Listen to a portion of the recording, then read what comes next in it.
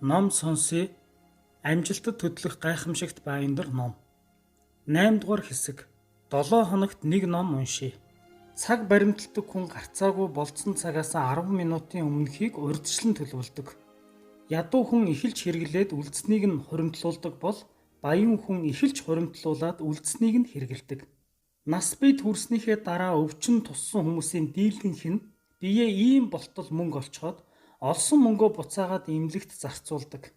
Эрүүл хүмүүс урьдчилан эрүүл мэндэд анхаарч, өвчнөөс урьдчилан сэргийлж, эрүүл чирэг, аз жаргалтай өтөл насанд бэлтгэдэг. Маш том загсыг идэж болох ямар арга байх вэ? Чанаж иднүү, шарж иднүү хамаагүй хэдий ч гол нь жижиглэн хуваах шаардлагатай. Жилд 50 ном уншихаар төлөвлөсөн бол сард 4-5 ном уншихаар зорилт тавиад улмаар 7 хоногийн зорилттоо заавал нэг ном уншсан байхаар оруулах. Гэх мэтээр илүү жижиг хэсэг болгон хуваарлахад л болно.